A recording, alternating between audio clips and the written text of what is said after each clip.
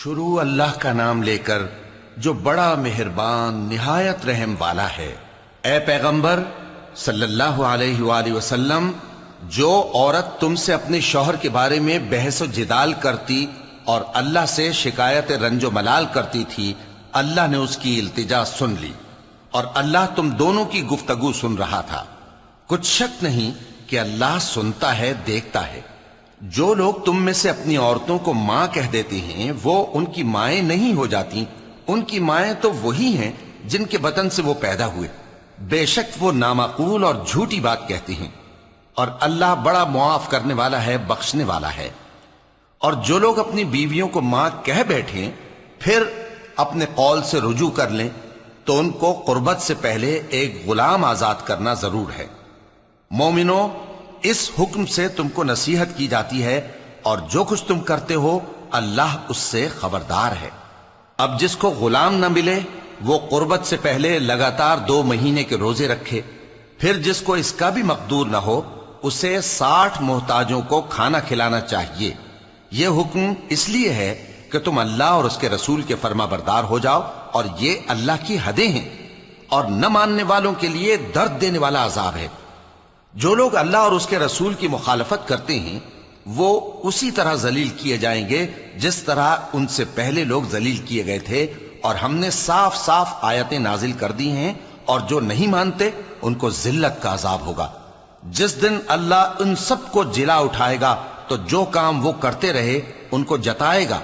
اللہ نے وہ سب کام لکھوا رکھے ہیں اور یہ ان کو بھول گئے ہیں، اور اللہ ہر چیز سے واقف ہے۔ کیا تم کو معلوم نہیں کہ جو کچھ آسمانوں میں ہے اور جو کچھ زمین میں ہے اللہ کو سب معلوم ہے؟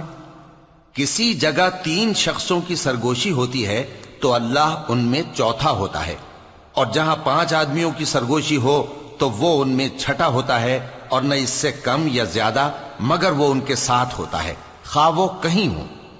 پھر جو جو کام یہ کرتے رہے ہیں قیامت کے دن اللہ سب ان کو بتائے گا۔ بے شک اللہ ہر چیز سے واقف ہے۔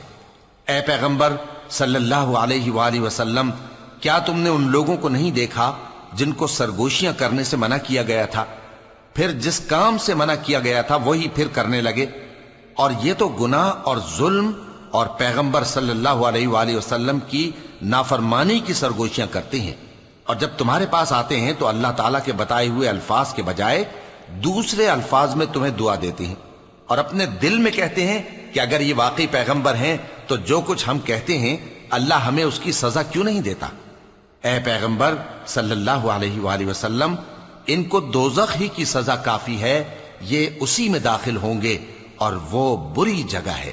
مومنو، جب تم آپس میں سرگوشیاں کرنے لگو تو گناہ اور زیادتی اور پیغمبر کی نافرمانی کی باتیں نہ کرنا، بلکہ نیکوکاری اور پرہیزگاری کی باتیں کرنا، اور اللہ سے جس کے سامنے جمع کیے جاؤ گے ڈرتے رہنا۔ منافقوں کی سرگوشیاں تو شیطان کے اکسانے سے ہیں جو اس لیے کی جاتی ہیں کہ مومن ان سے رنجیدہ ہوں، مگر اللہ کے حکم کے سوا ان سے انہیں کچھ نقصان نہیں پہنچ سکتا۔ تو مومنوں کو چاہیے کہ اللہ ہی پر بھروسہ رکھیں۔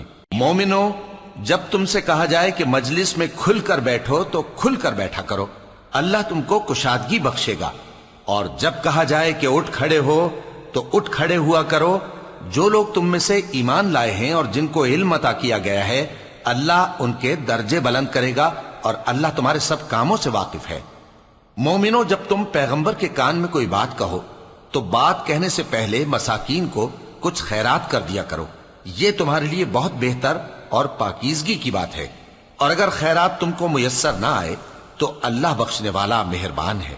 کیا تم اس سے کہ پیغمبر کے کان میں کوئی بات کہنے سے پہلے خیرات کرو ڈر گئے؟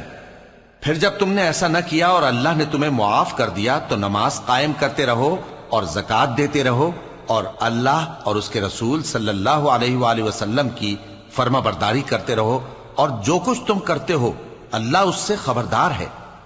بھلا تم نے ان لوگوں کو نہیں دیکھا جو ایسے لوگوں سے دوستی کرتے ہیں جن پر اللہ کا غضب ہوا؟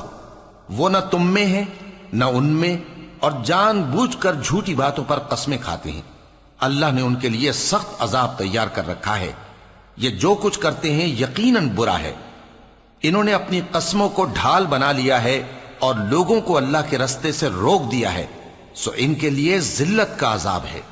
اللہ کے عذاب کے سامنے نہ تو ان کا مال ہی کچھ کام آئے گا اور نہ اولاد ہی کچھ فائدہ دے گی۔ یہ لوگ اہل دوزخ ہیں، اس میں ہمیشہ جلتے رہیں گے۔